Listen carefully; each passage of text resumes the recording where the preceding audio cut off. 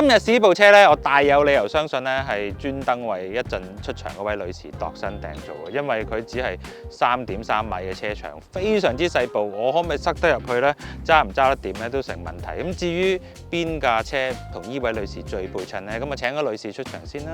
大家都估到㗎啦，細車梗係配細人㗎啦。我大有理由相信你講嘢好針對性喎。冇錯。點解咧？我試一架大車，你又要攞個身形嚟比喻咧？細車你又係喎。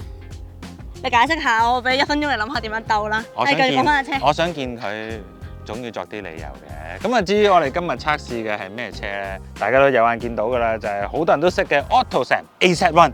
等陣先，你肯定係 AZ1？你望下個 logo。唔係喎，佢係 Suzuki 嘅 Cara， 仲罕有啊！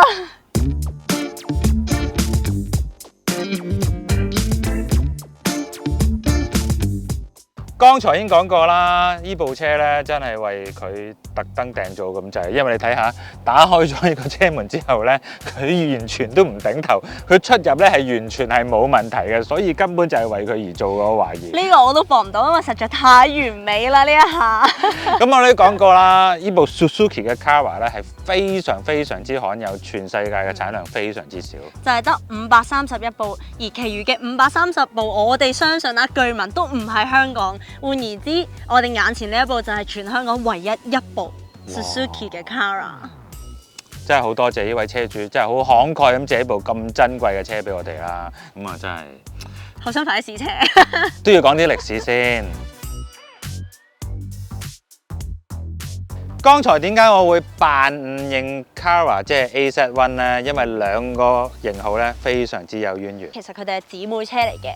咁追溯翻歷史咧，早喺1985年 Suzuki 已經有呢個想推出 MR 嘅小跑車嘅概念啦。咁其實喺1985年佢哋推出咗一個叫做 RS1 嘅概念車啦。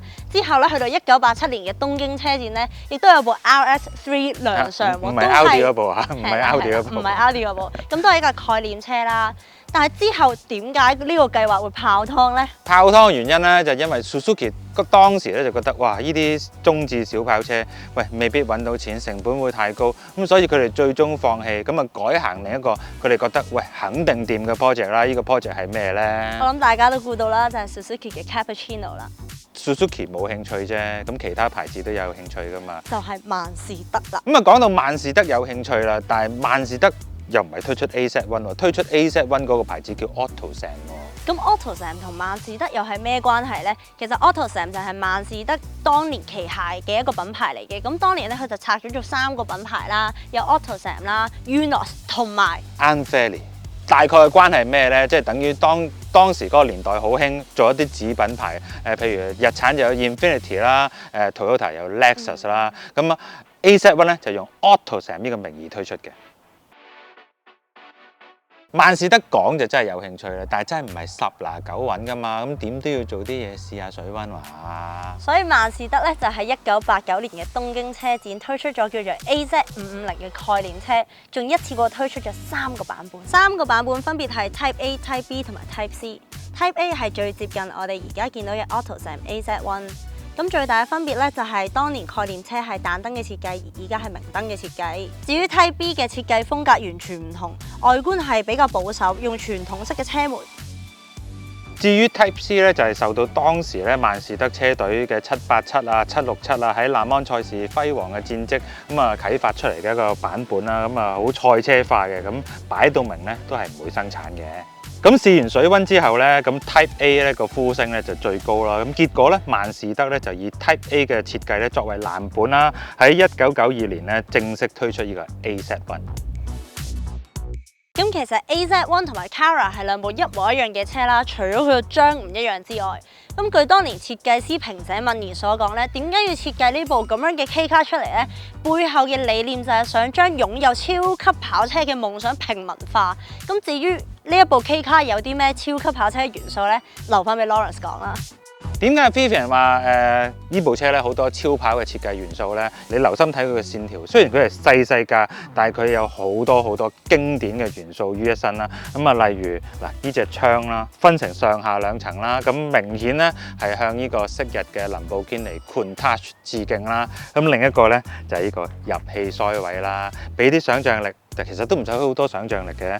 你將佢放大似咩呢？就係法拉利嘅 Testarossa 啦。咁啊好多硬嘅線條，咁係當年喺80年代尾90年代都非常之中意用嘅啦。咁呢部 K 卡仔呢，其實真係一部跑車嚟嘅。咁佢係一部纖維車殼啦、2座位啦、中置引擎啦、後驅啦、手波嘅 K 卡，佢冇乜馬力嘅64匹，但係成架車最觸目嘅地方呢，就係呢個海鷗式嘅車門。咁啊有説呢，依部車咧係我講 AZ1 啦，佢就係日本第一部正式量產以海鷗式車門生產嘅跑車仔啦。但係唔係喎，好多心水嘅車迷會講：喂，會唔會係 Toyota 嘅 Sera 先係第一個用呢啲咁嘅車門啊？但係你大家留心啲喎 ，Sera 個開門方法咧就同呢部車咧完全唔同。呢部咧係海鷗式啦、Gull Wing 啦。咁我哋會叫 Sera 係咩咧 ？Butterfly Door， 即係類似麥拿倫嗰種開法，係完全唔同嘅。咁我咁大個仔，我記憶中我都好似未揸過 Gull Wing 嘅車。咁至於點解會用 Gull Wing 咧？點解啊？型咯，易上落，可能同車架設計有關係。都答對喎，其實都點解咧？因為你幻想下啦，一部車如果咁矮嘅話，你個車頂係真係得咁多嘅啫喎，咁你上落咧就真係會好唔方便啦。你啊應該唔會，但係其實正式嘅原因咧就係源於即係好經典嘅一部車啦 ，Benz 嘅300 SL 啦。咁當時咧佢下邊呢節咧呢個門檻嘅部分咧，其實都係一個結構嘅一個部分啦。咁所以咧佢冇辦法做一個傳統嘅車門。咁咧佢哋一定要諗個辦法喎，要唔好阻到出入，車手要快啲可以入去噶嘛，唔係個個好似你咁標準噶嘛。咁結果咧佢哋諗到海鷗式嘅車門啦，自此咧亦都成為經典啦。咁一陣再入去玩下啦，特由佢示範上落啦。我哋睇下副機器先。咁啊 K 卡咧雖然同性能冇關啦，但係呢部車引擎嘅擺放位置咧就殊不尋常喎。佢係擺正喺2個座位嘅後邊啦。咁啊，打開個尾冚睇下先。哇，好似打開個鋼琴嗰個蓋啊！咁呢部嘅引擎編號咧就係 F6A 啦，聽落係咪好熟咧？冇錯，就係同 Suzuki Cappuccino 共用嘅引擎。呢副 engine 嘅規格咧就係一台Marcam 嘅直3 Turbo 機器啦，660cc 啦，咁啊馬力都係64匹嘅，而扭力咧就85個牛頓米啦。咁啊透過5前速嘅手波，咁啊作呢個後輪驅動0至100，嗱坦白講又唔係差喎，9.2秒㗎。無論係 AZ1 又好啦 ，Cara 又好啦，呢部車咧其實都係由 Suzuki 做生產嘅。但係佢哋早期咧就生產咗 AZ1 先啦，喺92年嘅時候，咁去到93年咧先至推出呢個 Cara 嘅。咁我哋相信點解會有 Cara 就係咁話晒都係自己個肚出嚟，可能都想留翻啲新生骨肉，所以就推出咗呢531部嘅 Cara 啦。咁當年咧呢部車咧，哇賣得非常之貴，150萬 yen 嘅定價。即係圍翻港紙幾多啊？哇！以而家去計，咪你當6算咁計，咪6、5中30，差唔多10皮嘢咯。當年喎。當年喎。1992年。咁咧，當年佢比起當年嘅 MX5 啦，係平少少啦，但係佢比起佢嘅對手啦，即係平成 ABC、Honda Beat 同埋啱先成日講嘅 Cappuccino 咧，都係貴少少嘅喎。但係相對起佢嘅實用性啊、操控性或者改裝潛力咧，佢都係輸一橛嘅。咁佢賣唔出都有佢嘅原因啦。咁再加上咧，適逢當時日本經濟爆破啦，咁貴嘅車真係好難買。咁啊 ，Beat 同埋 Cappuccino 咧，其實都錄到2萬幾同3萬幾部嘅佳績啊。但係 AZ1 咧最後嘅總銷售咧都係得4392部，而 Cara 係得531部，所以係非常之罕有嘅。咁講咗咁耐外觀啦，咁有代表性嘅外觀，睇下佢裡面有冇驚喜啦。你負責做示範啊！你驚入唔到去。天作之合啊！你嚟，我唔好搞我。咁等我嚟示範下點樣進出呢部車嘅車廂啦。佢門抽嘅位置咧就喺底部嘅。咁我最中意呢種嘅門就係我唔使耷低個頭咧，捐入去捐得好辛苦啦。咁踏入去咧，佢嘅門檻位置唔算好高，即係可能坐入蓮花會有一種我跌咗落個窿嘅感覺。但係呢部車雖然佢車身都偏低，但係就唔會有我跌咗落去嘅感覺嘅。咁我自己嘅身形坐到入架車度，就好似着咗一件好啱我身嘅衫，好似度身訂做咁啱啦。而我坐其他車嘅感覺就好似我着咗一件 oversize 嘅衞衣，所有車都係咁嘅，可能 K 卡先係最適合我嘅車。咁我上落咧就上得輕鬆啦，睇下陳生如何 ？OK 㗎我。唔好整爛人哋嘅車啊！嗱，坦白講喎，入到嚟咧，佢個上落咧真係比起一架 Lotus Elise 咧容易好多。不過咧，我發現三門人咧，你要小心啲啊嘛！跟住你如果唔縮低個頭，一塞膊咁樣撞咗落個頭度。如果係當年嘅話，就一定會。係啊，因為當年事前叮囑過我，佢好耐之前試過，佢話咧，唔好搞我，唔好搞我。佢個頭淨伸出咗個車殼以上，佢要耷低先得啊！咁我試下我得唔得先？哇！呢條帶都幾要加長咯。如果係我嘅話咧，我就啱啱好，我都驚耷冚到個頭。咦，我冇事喎。同埋咧，你唔使問，你一定冇事。咁依架車咧，第一樣你要適應嘅就係除咗車門之外咧，第二咧就係佢呢隻所謂嘅車窗。所謂嘅車窗咁，等我好快咧就可以落晒，因為咧佢呢個窿咧就好似我哋去銀行嗰啲櫃位咁樣。其實佢個作用咧，只係俾你我嚟俾隧道嘅時候拍八通啊，咁嗰啲伸隻手出去。一圈多啲咧，已經完成咗成個窗仔嘅上落動作。佢應該係全世界最快嘅手動側窗，我肯定嘅啦。咁啊，講翻依架車嘅陳設啦，依架係一個94年嘅車啦，屬於相對後期嘅型號啦。咁啊，經歷咗28年大過你好多。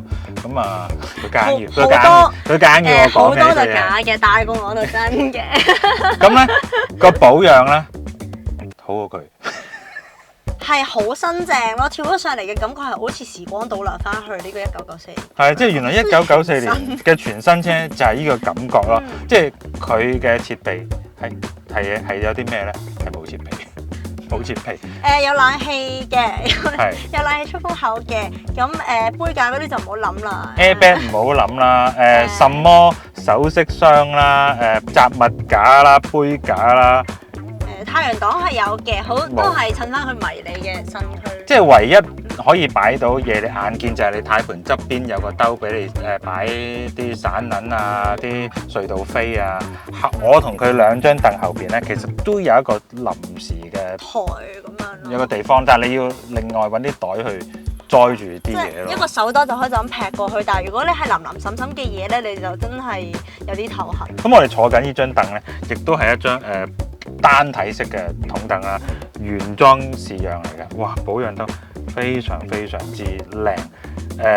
坐姿咧係以一張單體式嘅筒凳嚟講，佢係偏直嘅，因為通常呢啲單體式筒凳咧都係斜嘅，咁令到你可以作輕微嘅前後調校啦，咁好容易校到一個好理想嘅坐姿。咁我坐喺乘客側邊咧，其實個感覺咧，我覺得好似闊過好耐之前同你試嗰個 Lotus， 我記得嗰陣時 Lotus 我同你貼到。我知有一個位置點解會覺得闊，因為 Lotus 咧嗰個門檻咧係有一個好闊㗎，係可以攞嚟放外賣車中食嘅嗰個位。咁啊，唯一你要適應嘅就係咩咧？因為呢個車門咧連埋塊玻璃一齊開，我頭頂咧就係一塊毫無隔熱能力嘅玻璃啦，咁大熱天時就感覺到陽光嘅溫暖。係。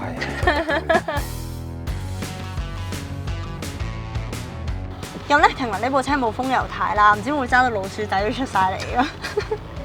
咁咧，咦，扭軚慢車都冇嗰啲蓮花咁辛苦，因為佢車輕啊嘛，720公斤啦，咁仲要車頭又冇乜重量啦。engine 就擺咗喺後邊啦，所以前續係冇乜負荷，有冇風油軚，再加上佢咁細隻拎啦，又唔係太 grip，好似幾易駕馭啊！暫時嚟講，同埋咧成日睇 YouTube 呢啲人揸超跑可以一路開車一路閂門都好有型。今日可以俾我呢個平民圓我呢個超跑夢。你夠唔夠手長啊？唔係好夠啊，認唔到添。認啦！試車。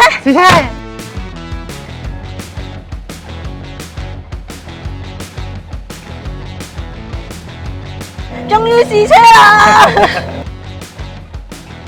好似一部開篷車，但係又唔係開篷咁樣咯。同埋咧，呢部應該係一部開晒窗都唔會吹亂個頭嘅車咯。係因為個窗真係實在細得好緊要嘅，真係。有好多好驚喜嘅位置嘅揸落去。咁第一個就係波箱啦，因為九幾年嘅車，佢波箱驚喜嘅位置，佢入落去嗰種感覺呢，佢唔係最乾脆利落，亦都唔係最有機械感嘅，但係佢勝在夠絕身咯，即係又索入去嗰種絕身，咁亦都係一種安全感啦。其實我都揸過㗎啦，即係嗰個 driving position 咧，我覺得係怪怪地嘅。我覺得係好匹配啊，同我係天衣無縫，天作之合。咁你終於明白我試其他車嘅感覺係點樣啦，係嘛？咁除咗佢波箱俾到我呢種安全感之外呢，佢嘅車架都係另一個驚喜喎。咁一架94年嘅車啦，28歲咯，我會 expect 佢係會有啲鬆散啊，可能嗰度有啲陀螺聲啊，呢度嗰度有啲虛位啊。咁但係佢係實正嘅喎，我會覺得呢720公噸承載住背後嘅佢雖然係骨架細，但係佢好似骨頭粗而又冇骨質疏鬆嘅一個身軀咯。我剛才都試過呢部車啊，學佢話齋啊，喂，即係 K 卡20幾年車，喂，你真係唔會覺得佢係乜喎？但係喂，機器啦、波箱啦、後聲啦、轉向嘅質感、底盤嘅剛性，喂，樣樣都俾到你喎，竟然係，即係當然啦，唔會同速度有關係㗎啦，64匹，但係雖然佢唔快，但係你感覺係快㗎喎。係啦，啱啱就係想講到力量方面，你唔好睇少呢大嗱嗱嘅64匹啦。咁佢嘅快係感性嘅快，唔係理性嘅快。即係咩咧？你自我感覺咧係好快嘅，畢竟佢車身又低啦，跟住又夠 raw 啦。係啦，你只要你唔好見到側邊車過咗你。係啦，你唔好有同人鬥嘅心。咁佢嘅快就唔係理性上面數據嘅反應啦，只係一種感覺啦。而一個中意車嘅人咧，絕對係已經係滿足於呢種感覺㗎，即係你可以同架車交流。咁佢初揸呢架車嗰陣時咧，佢譬如一上到公路嘅時候咧，咁佢覺得好似有少少飄啊，或者會有走嚟走去啊咁。咁的而且確係嘅，因為第一呢架車非常之輕啦，對嗰個路面反應咧會非常之敏感。好感受到個顛簸啦，亦都係係啦，去到話公路咧，可能去到80-90咧，我就會覺得有啲搖晃，好似咧有啲風吹都感覺到啦。咁呢種操控上面嘅難度，除咗佢車身輕嘅搖晃之外咧，咁因為 MR 嘅佈局啦、後驅啦，佢44:56嘅比例啦。我輕輕抖一抖唐太咧，佢條尾嘅搬嘅嗰種回饋咧係你 feel 得到嘅，係 feel 得到啊！嗱，輕輕抖一抖太嘅入彎咧，你會覺得佢好快，好似要旋轉，好似個陀螺咁樣。咁當然就話呢啲就係 MR 車嘅特色咯。即係相比起同年代嘅 Beat 咧，我覺得佢嗰個駕駛趣味濃厚好多。即係莫論。就算而家嘅新嘅 S660咧，我都覺得依架車好玩好多喎。即係唯一你要適應嘅就係你啲大車埋你身邊嘅時咧，你會有少少驚驚啦。第二佢依個側鏡咧真係幾難睇嘅。咁我嗰時嘢嚟講，可能咧終於揾到一啲我係望到嘢嘅車，因為我平時收到車都係無人駕駛啦。啲人話咁，我終於係成個頭可以見到嘢，我諗喺出面。跟住其實倒後鏡同埋佢又觀景好開揚啦，畢竟佢頭頂都係玻璃。咁講到呢個玻璃嘅設計啦，其實都有安全嘅顧慮嘅，因為車窗伸延到去車頂啦，咁就冇咗平時我哋嘅車頂嘅保護啦。亦都曾經喺日本有個説法話佢呢個係全世界最唔安全嘅車啊！係日本排名死亡率最高嘅車，都用生命在試車嘅依家。揸住佢，你俾到你咧，就係即係動力真係喺後邊擁住你。你輕輕揚一揚隻手，哇！架車又好靈活咁入咗一個彎角。咁好多人覺得呢架車唔好揸，係咪？我會懷疑係咪當時佢揸嗰架車嘅質素唔好咧？因為呢架車今日呢架車個質素實在保養得非常大超班。我覺得我咁講。當年你買一架新車就係一個咁嘅感覺咯。咁點解佢唔受歡迎？我哋剛才有講過，佢真係貴咯，所以變咗好難吸引到人去買咯。咁力量嗰度咧，我想補充少少啦，就係呢64匹都令到我喺我出 highway 嘅時候有啲唔係好敢出啊，見到啲大車嚟啦。咁但係當我真係踩嘅時候，可能去到4000轉佢 turbo kick in 咧，其實佢係有俾到你嘅，唔係真係即係要同人比較嘅時候。但係佢有明顯嘅 turbo lag 㗎，即係第一呢啲 K 卡都係㗎啦。你唔踩佢，佢唔行啦。第二佢好鬼高轉啊，咁啊係有少少即係動力舊式嘅嗰種要適應 turbo 咯。聲就唔靚㗎啦，但係你聽到後邊有部機喺度運作咯，推住你咯。但係我覺得整體嘅感覺係好嘅，即係你話要依部車我嚟喺劈山路搏殺啦，真係唔係嗰回事嚟嘅。我開始發現我真係唔係好中意揸新車，好似新車係好多電子輔助啊、介入啊各樣俾你玩嚟玩去啊、調節嗰啲咩 customize 1至10啊、避震啊各樣啦。咁你中意啲粗獷嘢？但係好似嗰啲又令到我了解唔到架車嘅真性情咯，好似佢扮一啲樣出嚟俾我去。可唔可以用戀愛嚟形容咧？戀愛嚟形容嘅話，我哋結婚啦。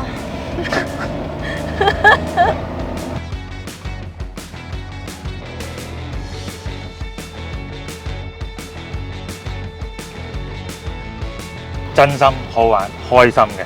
開心啊！佢都開心喎。我都開心啊！話耍㗎啦，試到大家都明㗎啦。呢啲對於我嚟講，真係車咯。係啊。我細個第一次見到呢架車嘅時候咧，我都中意。咁點解會中意咧？因為當時咧，香港有個名模名人啦，張天愛小姐啦，都買咗依部 AZ1 版啦。哇！我覺得真係好有 taste 啊，真係。咁啊，今日由何麗瓊揸，又別有一番韻味咯。咁當然個高度爭好遠啦。咁我都想講啦，即係佢都幫我哋試咗車好耐啦。我從來未見過佢揸部車咧揸得咁開心。咁有好多車我都試得好開心嘅，其實。咁呢部車咧令到我有卡仔嘅感覺啦。咁曾經可能試蓮花嗰啲都會有嘅，即係大家都會攞卡仔嚟比喻佢啦。咁兩部都似卡仔嘅時候，我會認為蓮花嗰種似卡仔就好似你玩大場高 CC 大 CC 嘅卡仔嘅感覺，而呢部就好似你室內場。佢細細部，跟住但係佢條尾好寬啊，好快上。Crazy Car 咯，佢係啊，好快上啦，Crazy Car exactly。係啊，所以佢嗰個樂趣咧，彷彿係仲大咯。即係我估唔到咁細粒，即係我覺得樂趣啊！我覺得你揸住部車，喂，周圍都有人望，咁真係你要一部車我嚟吸睛嘅話，喂，依部就係不二之選啦。咁當然啦，你要呢個不二之選都唔係講少嘅，因為即係據聞呢位車主即係打埋稅買翻嚟，哇，都大家估下，不如大家估下幾多啊？係，即係唔係嘢少嘅價，但係我覺得即係佢嘅罕有度，尤其是依部啦 ，Suzuki 嘅 Carrera 版，佢只係 Only One 啦，相信香港。係，好似喺路面即係 AZ1 我都冇見過。都唔多，二手盤你都基本上唔使揾啦。咁我覺得係值嘅，呢啲車係應該要珍藏，即係美好嘅年代，日本最輝煌、最具創意嘅年代就創立咗平成 ABC 啦。咁我會擺依部係第一位嘅，無論係 AZ1 又好 ，Carrera 又好，佢都係一部日本汽車史上不可多得嘅傑作咯。531部啊，唯一一部啊！你能夠揸到呢部，真係我嘅運。即係好多謝車主咁慷慨借出呢部車俾我哋啦。即係若果再有其他車主想有啲珍藏想幫我哋分享，幫我哋拍下片嘅話，即係歡迎聯絡我哋。真係我哋好 welcome 呢件事嘅。咁啊，今日呢條片就到呢度為止啦。如果大家咧都想每個禮拜睇到汽車嘅資訊咧，記得 CLS 我哋啦。咁啊，大家想唔想睇到多啲何麗瓊試車先？下次見啦！拜拜，繼續揸我可以。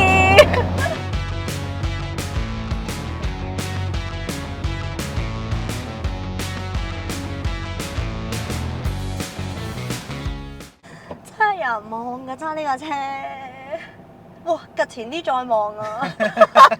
我趌前啲俾你望下啦，好唔好？哎呀，好爛啊！哎呀，好似高爾夫球車啊！你而家做緊咩啊，何小姐？嘅有冇女嘅？